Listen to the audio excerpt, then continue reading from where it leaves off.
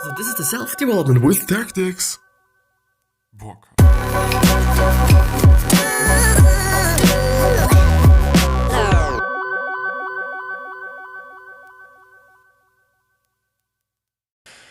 So, before I run out of time, hello and welcome back to the next episode of the Self-Development with Tactics podcast. And we will go straight ahead with,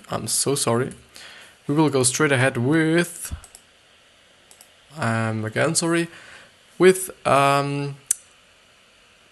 Titan tools, I think, or tools of Titan. I don't know. Wait, I just have to see. And yeah, I do not know why I can't scroll on this website. Tools of Titans is this great book called. It's actually a pretty great book because I think there is something in it for everybody. But I still have to quite underline or just point out once more that you should definitely be a little bit not pretty much concerned about what you're reading, but you should be just watching what you're reading and if this could be true or not. So just be a little bit skeptical, yes. Just had to search for the word. Because often, you just read some things that might be good or might be true for some people, but actually not for you. So always try to pretty much, be sure if that's right or not, but whatever. We go ahead with 4 morning rituals, and if you might see, I'm a little bit brighter because I've turned the TV that is in front of me that I use as my second monitor to just see myself and, to have a browser open and so on. I just made it so fucking bright that it is so incredibly, incredibly worse to just look at it and look at my screen and everything is so bright. These people who are wearing these blue light filter sunglasses? I would have to be such a person because I am so deeply under blue light, and everything is, just hitting my fucking face and everything is destroying my eyes. It seems to be like it, but I'm bright and you can see everything in the camera that's in the MacBook is definitely better when the light is on. And because I do not have a proper light, I will just have to do this. So 5 morning rituals. Ferriss explains that he has done a lot of experimenting trying to perfect his morning routine, and he acknowledges that everyone has different needs. It's not a one-size-fits-all approach. However, these are the 5 things he does every day. He considers getting 3 out of 5 done a success. The first one is make your bed daily. By making your bed, you are working on your first task. You are working on your first task of the day, and achieving this will inject you with a little pride. This will motivate you to continue in the same manner throughout your day. This is actually something pretty funny because I think it was actually a woman who has has written a book about this whole topic, that you should make your bed at first, and I think this is even the title of the book. What I think about it, there could be something about it. If you do just run out of time, if you would just make your bed every single day, then don't do it. If you just do not have that much time, don't do it. If you have, quite the time to make it, I would also suggest to do it. I never do it. I maybe be starting to do it because it makes sense. If you just kind of do everything that you just have to do. And this really creates for you the discipline to just do everything you have to do, whether you like it or do not like it. But, or just, making my bed every single morning is something that I definitely do not like. But if I just do it anyways, this just, as I said, creates for me a framework where I just, do everything that I have to do, whether I like it or not. The second one is meditate. Aim for 10 to 20 minutes per day. Meditation can look different for everyone, but Ferriss emphasizes that over 80% of his guests feel that they benefit from meditation. I generally meditate in the evening or just before I go to bed. Why? Because I feel like, I do have the time then, and it feels good for me to just shut down just before I go to sleep. Sometimes it's a little bit disturbing for myself and a little bit bad for myself, because if I just, really have a lot to do and just really go to bed pretty late, then I just have to meditate these 10 minutes. And often it is like I'm not quite that pretty much able to meditate correctly anymore. Or I just feel like, yeah, man, it's just I'm wasting another 10 minutes of my precious sleep, especially during the week. And I, doing it in the mornings would be actually a better approach, because then I just, can go to bed without any fear of just losing something out or just not meditating. But yeah, meditating I think is definitely something that has benefited my life as well, in terms of pretty much recognizing my feelings and seeing, okay, this is this feeling that I'm having. I could just let it go away, or I could just interact with it.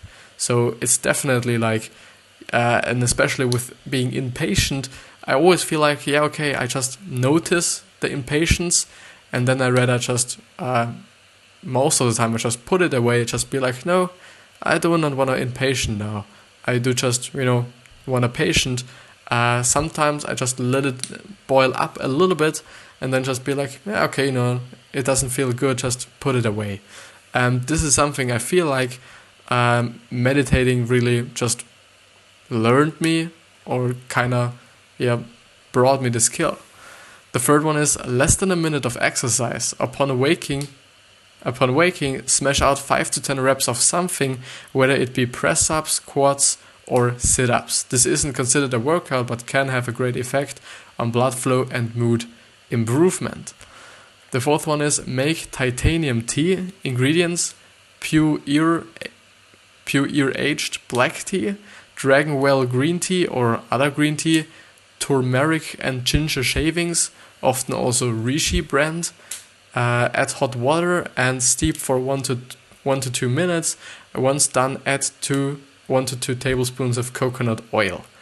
And the fifth one is journal. Take 5 to 10 minutes to write down some thoughts. Ferriss uses the 5-minute journal when he answers a few questions about what he is grateful for, what would make the day better, and daily affirmations. I especially like the fifth one about the tea. Yeah, okay, if you just want to do it, do it.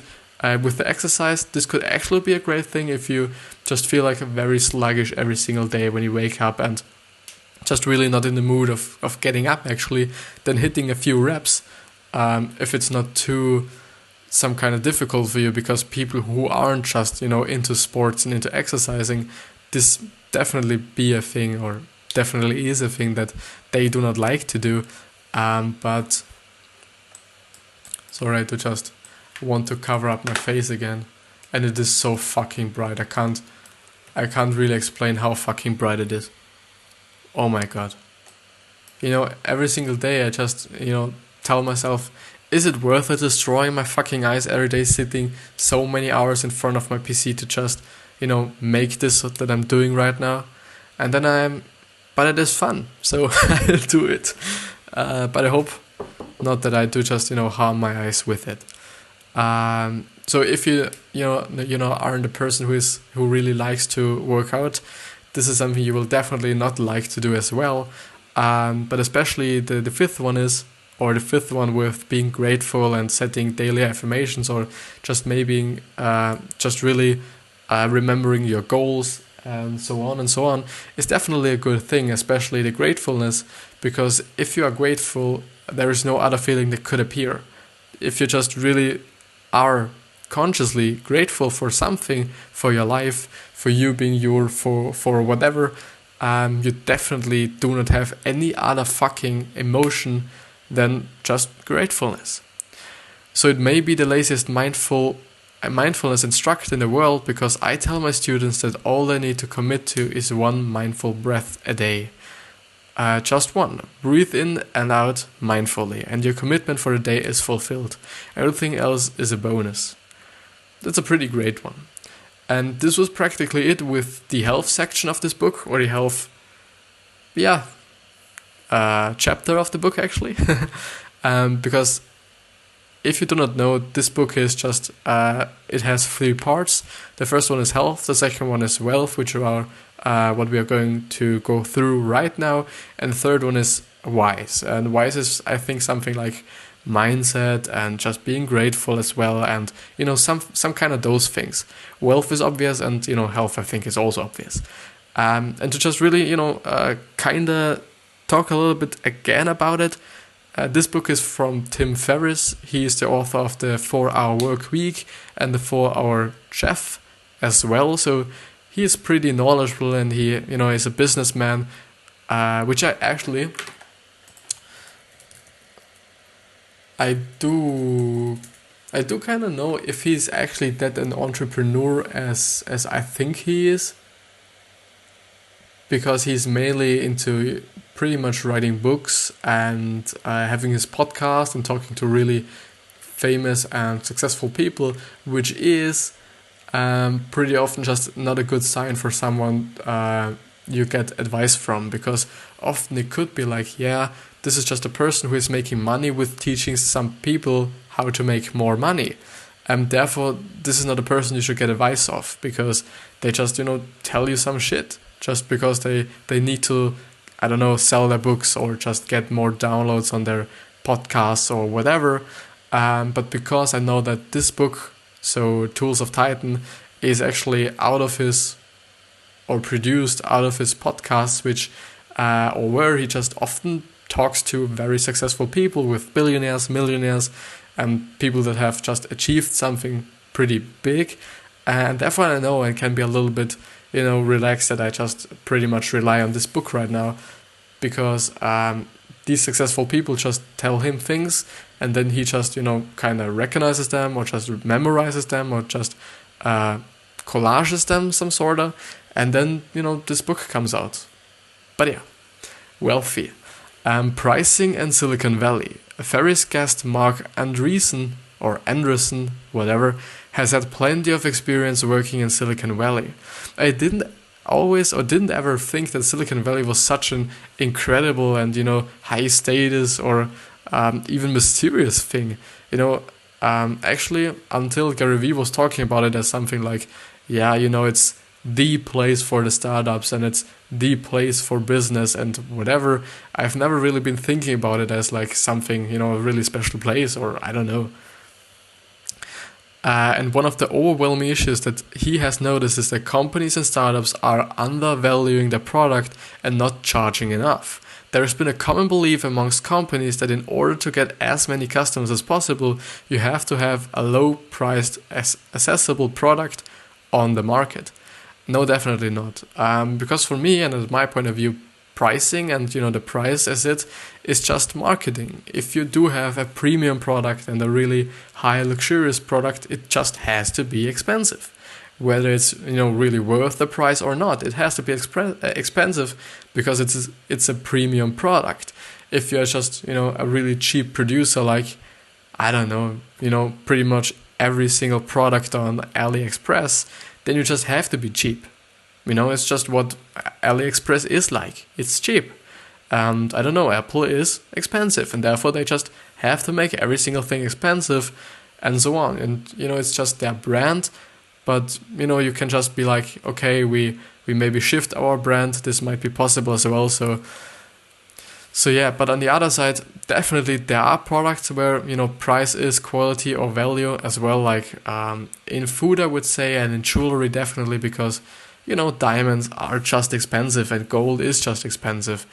Therefore, yeah, so practically, as long as, people buy it, you can just charge everything, if it just fits your brand and so on. So he's definitely right that, and this is actually something that I've heard quite often lately, that people seem to just undervalue their products and or their services pretty often.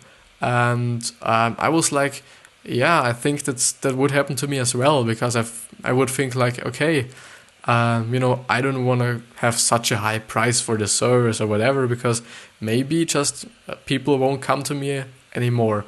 But it is also true that if I do have just so many clients that I do not know, where I should put them, that I just, raise up the prices, or just, yeah. And this is actually some advice Gary Vee gave somebody who was on his podcast, that was, had just the same situation that I was just explaining, that he just, has so many clients that he doesn't know where to put them. Just Gary said, yeah, just raise your prices. But yeah, there's been a common belief amongst companies, I've read that. However, Andreessen explains that by not charging enough for a product, you're only undercutting yourself and you're left with not enough money to actually market the product. Therefore, how are people going to even know about your product? Moral of the story, know the value of what you're selling, don't get greedy and aim for value. Volume, definitely. Volume nowadays is pretty important. And this is something that I have been really implanting into my life, because for all the social media posts I do daily around 8. Most of the time, if everything works out, there are 8 posts every single day, in 2-hour intervals, actually, because I have found this works pretty good for me and for my community and so on. Maybe it will get even more. Maybe I will just have 12 posts a day, which is also a little bit a critical point, because to be honest, the most of my viewers are from America or the United States, and therefore they have a completely different time zone than I have. The thing would then be, I would just really have to quite schedule all the posts in their time. This is something I've never been thinking about, and now as I think about it, I should actually do it, because these are just the people out there. These people just have to see my content, because the most of the people are just from the United States. And therefore, because I'm not producing content for myself but for the people, I would just have to schedule it to their time. The problem on the other hand is that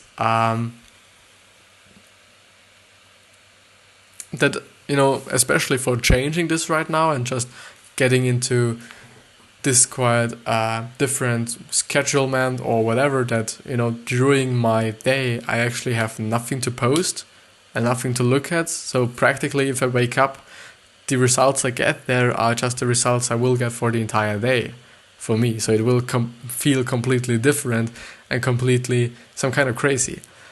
But yeah, maybe I will change it up. I don't know. I should, because actually, yeah, I'm not producing for myself, but for my target audience.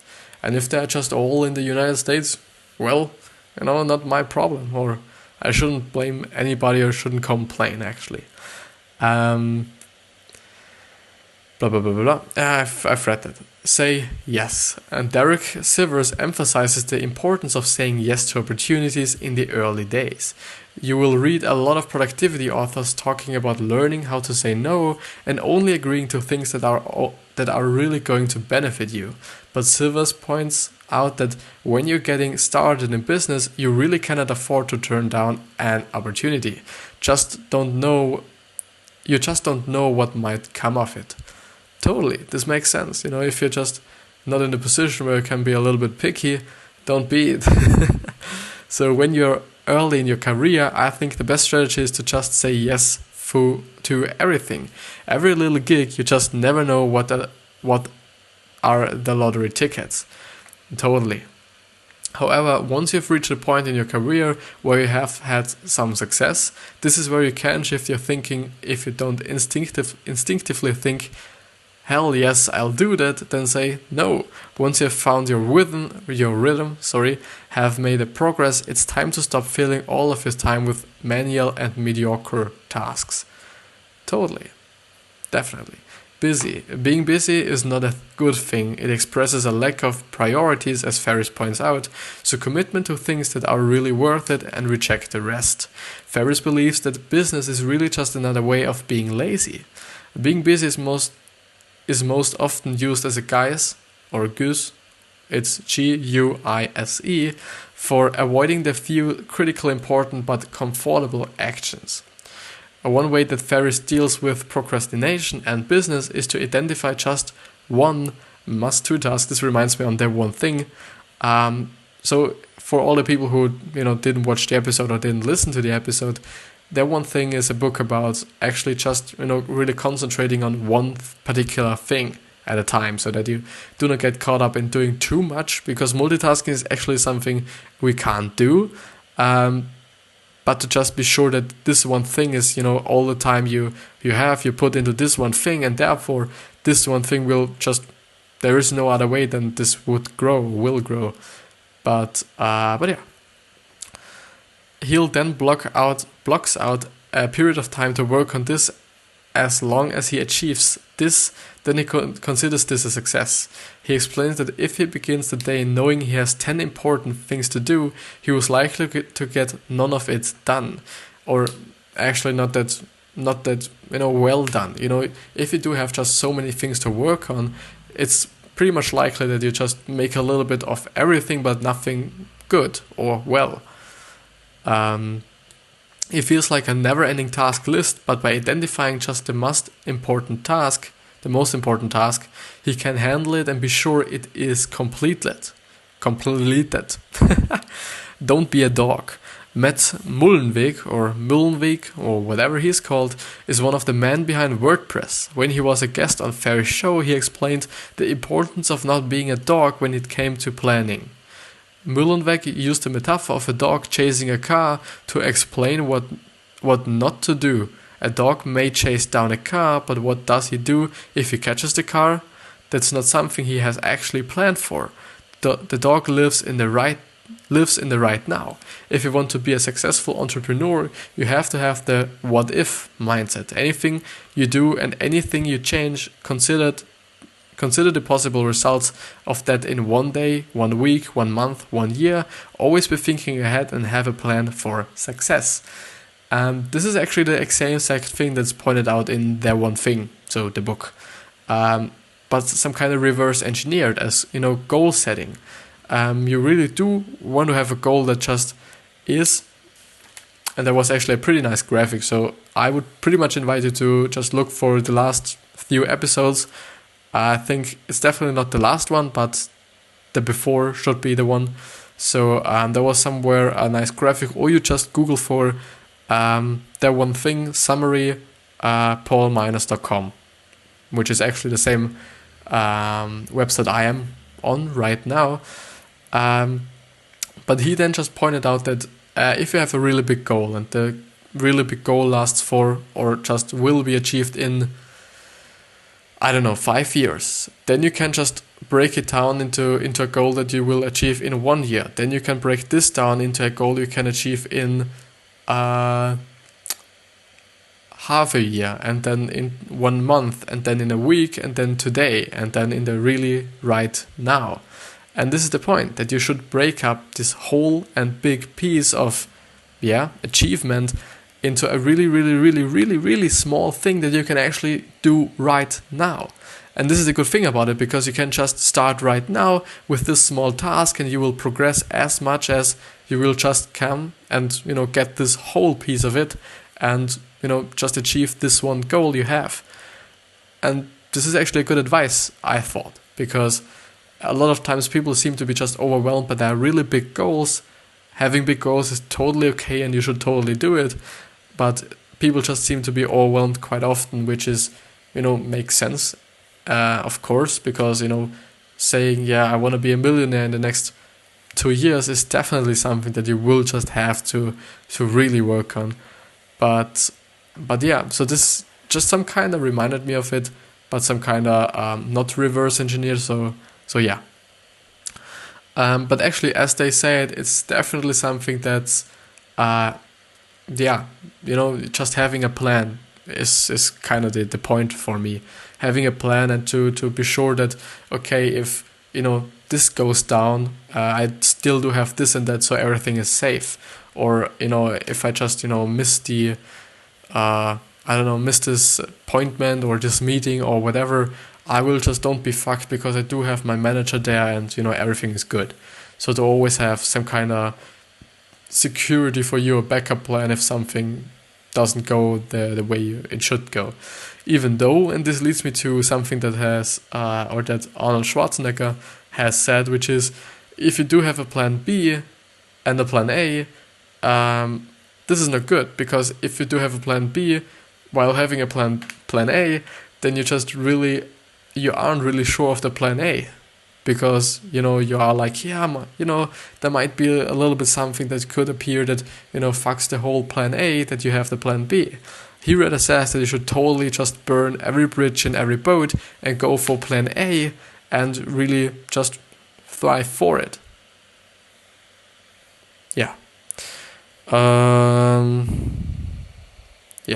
Investors. Tony Robbins has spent a lot of time learning about investments and investors. He came up with 4 patterns among successful investors. They all have an obsession with not losing money. Before entering any business opportunity or investment, ask yourself what the downside is and how you can be protected against it. The second one is they are also all obsessed with asymmetrical risk and reward. This essentially means that they are focused on minimum risk with maximum results. It's not all about taking high risks for huge rewards. The thing is, if you do just have, an asymmetrical risk and reward thing, then, and hopefully a positive one, and not like you have just a really high risk but really low return, which is definitely something you should not do. But if you do it, or if you have it the other way around, this just means that it will take a lot of time, most of the time, I would say. Because it's the same thing with index funds, which Warren Buffett and Tony Robbins and quite a lot of people suggest you to invest in, which is something that you just quite invest into a lot of companies at the same time with many other people, as I remember correctly. Which leads to the point that you maybe have a kind of fund where Amazon is in, and Google is in, and Apple is in, and all these big tech companies, or there is actually one, I think. Then you come to the point where you can't lose anything over a very big period of time, because all these companies will just sustain somehow, or at least one of them. So the third one is asset allocation. All investors know that at some point they are going to make the wrong decision, and that's why asset allocation is so important. They all know the importance of diversifying. And what he means, I think, is that you should not put all your eggs in one basket, which is like, okay, if this stock goes down, I still have 3 other stocks that will just back me up, and which means that you have at least 4 stocks. I do not say that you just have to have 4 stocks, but you should be backed up somehow and not put everything onto one card or all your money into one stock, because if this goes down, your whole money is away. And therefore, if you do just have 4, 5, 6, 7, 8, 9, 10 stocks, you're just backed up and everything is okay. If one of them goes down, or even 5 of them goes down, then you still have 5 others that might just balance everything out. Or you even make a profit because of these 5. And the fourth one is actually the final pattern Robbins noted was that they were all passionate about giving and being generous. They weren't tight or overly frugal or whatever. The next thing is work hard. Casey Neistat can be considered a YouTube sensation, but he has worked hard for his success. His philosophy really emphasizes the point that you have to work for what you want. You have to work harder than everyone else if you really want to find success. You realize that you will never be you will never be the best looking person in the room. You will never be the smartest person in the room. You will never be the most educated and the most reversed or well versed. You can never compete on those levels, but what you can always compete on, the true egalitarian aspect to success, is hard work. You can always work harder than the guy next to you. And that's totally right. It's definitely the thing, you might not have the talent, or might not have the money, or might not have whatever, but you still can work and outwork everyone else. This is, everything, or everybody can do this. And Moving fast, Reid Hoffman, co-founder of LinkedIn, has some valuable insights when he was a guest on Ferriss' show. One of the standout messages he has was speed. In order to move fast, I expect you'll make some food faults.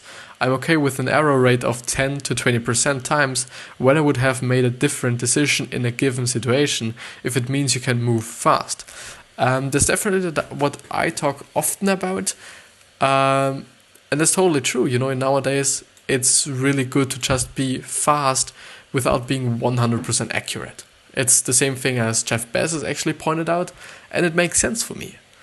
Similarly, Peter Thiel believes that waiting is not always necessary. How many people are simply biding their time waiting? They finish school, go to university, do post-grad study, get a post-grad job, etc. But Thiel explains that all of these long-term 10-year career plans aren't necessary. He asks, can you get there in just 6 months? Obviously, in some cases, the 10 years are going to be the necessary, but consider whether the timing is entirely necessary or if it is something you are inflicting upon yourself as a stalling tactic. And that's definitely right, because, often it just is because it is, and it's like it's intelligent to do something like this. Not everybody has to go to college, not everybody has to go on a university, not every just really really rich and successful person must be out of Harvard or Cambridge or whatever. Startups and making money. Ferriss shares some of his own experiences from being involved in startups and investments. He has a couple of rules and tips that he recommends everyone considering when venturing into the startup game. The first one is, if you have set rules that are well thought out and intelligent, then follow the fucking rules, no matter what. You clearly set the rules with intentions, don't break them when something tempting comes up. And this is actually good advice if you just, feel like, to invest in this and that is actually a good opportunity and so on, but it will just completely and clearly break one of your rules. Don't do this. Because, if he says, or just, he points out that if it is a good rule and if it is a good framework, then why would you? The second one is, failure is inevitable when it comes to startups. Most of them will fail. So to cover your losses, you need to make sure that the successes are really worth it. The third one is, when it comes to investing and angel or angle investments, you have to be 100% comfortable with losing all of your money. You should only gamble with an amount that you can afford to lose. Yes, that's a good advice, I guess. Limit angle investments, funds to 10 to 15% of your liquid assets, never more. I don't know the shit, so if you know the shit, then this might be a good advice. When designing a product, you have to be keen to use the product yourself. It is not something you're interested in, avoid it. This is something I would definitely say not at all, because especially when designing a product, you should definitely design a product that is not for you if you're not the target audience. You should definitely design a product that's for the person that's in the target audience, and they should, like it, not you. Should I go through? Yeah, definitely. System versus goals. A valuable lesson from Scott Adams was the difference between goals and systems. By focusing on systems rather than goals, you allow yourself to focus on improving your skills and relationship without focusing too much on the outcome. Therefore, if you fail, it's not that you haven't met your goal, you still developed and improved transferable skills. Adams emphasizes that by choosing these kinds of projects or habits, will inevitably lead to long-term success. The skills you learn in the process will carry over onto other projects that will lead to a win. Don't treat your system as a binary pass-fail situation. Consider systems as something that can have a snowball effect. Ferriss explains how he uses this advice in the development of his podcast. When he began, he didn't know what it was going to be like and just wanted a break from writing. He gave himself the chance to do 6 podcasts and see if he enjoyed it. Worst case scenario, he would be able to develop his interviewing skills that would come in handy in other projects. Little did he know that the podcast would become a real passion and a big part of his business. If I have learned anything from podcasting, it's don't be afraid to do something you're not qualified to do. Definitely. And this is also, some kind of funny with my podcast, because there is so much reasons why I'm doing what I'm doing right now. I will develop my English speaking skills and my overall English skills, because I do have to write as well in my posts. I have to speak, I have to listen, I have to read. Listen not that much. I listen just, in my free time. But I also get a knowledge about business. I also know how to market my own shit. I also know how this whole, podcasting thing is done, how this whole posting thing is done. There's so much I can learn passively, and because of the stuff I'm now discussing with you, totally actively as well, which is just incredible. I do get a lot out of it, and I create a lot of value for other people in my process as well, which is beautiful. The formula for success. Scott explains that an average life is easy. All you need to do is avoid trouble, get a good education, and get a job you enjoy.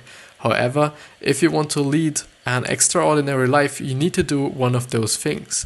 Either be the very first at one specific thing, or be very good, top 25%, at two or more things. Scott explains that the first option is almost impossible and something not many people will ever achieve.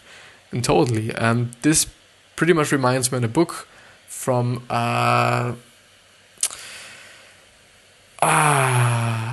I think his last name is Brunson. He's the maker of ClickFunnels, and he explained that just to be the first one in the market nowadays is pretty fucking difficult, because we have everything, we have computers, we have quite everything, and so therefore making your own market to be the first one in it is the best thing to do. Just making something completely different nobody has done is pretty easy, or just making your own market. But it's some kind of correlated to what he says, is that just be the best is better than being the first one, definitely.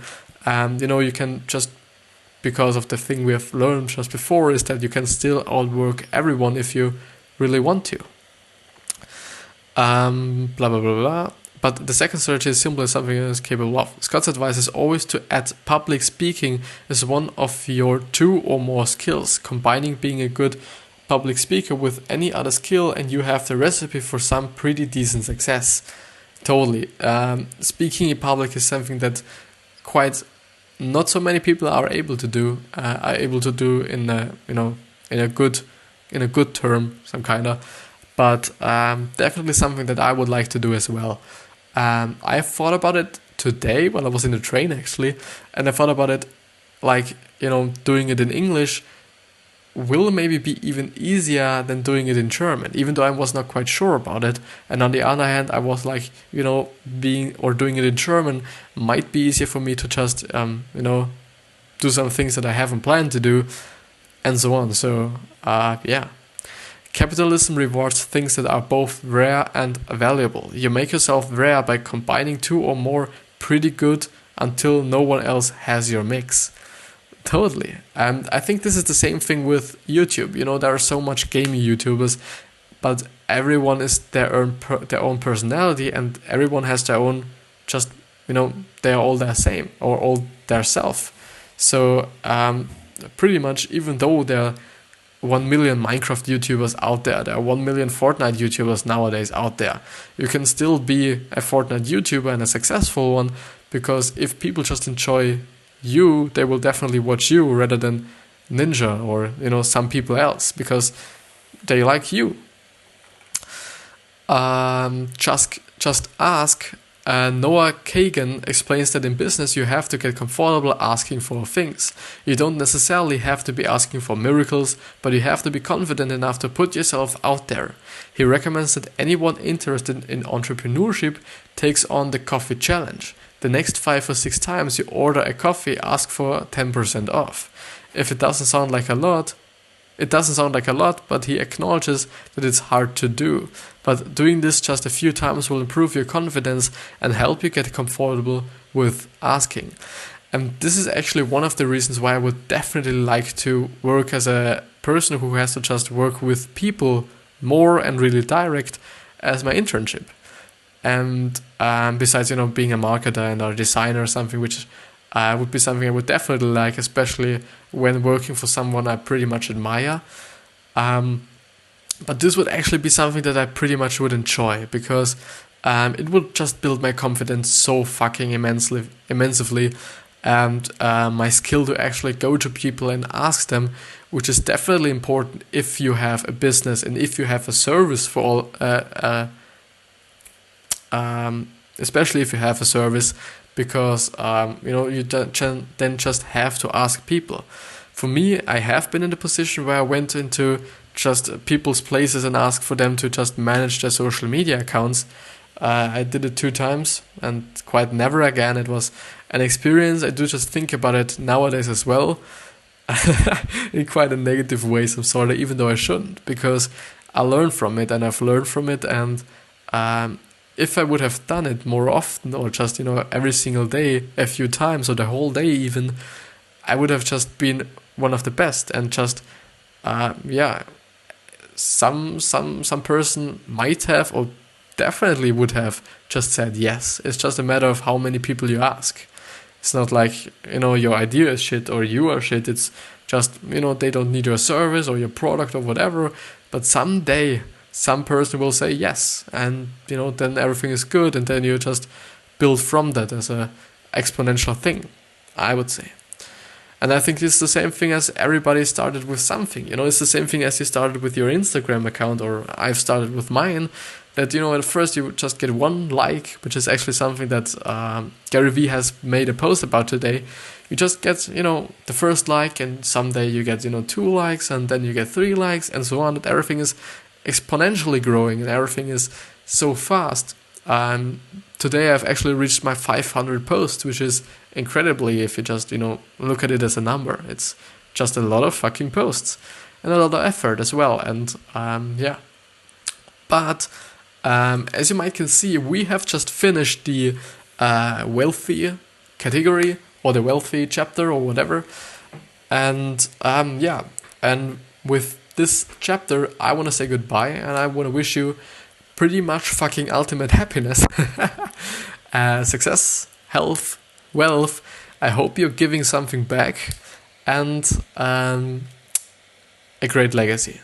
Just being nice, and everyone likes you, and when you die everyone is like, yeah man, it's so sad that he died, which is something that I want to achieve, and therefore I'm quite wishing it to you, because you might like it as well. I wish you a wonderful day, and I'll see you tomorrow.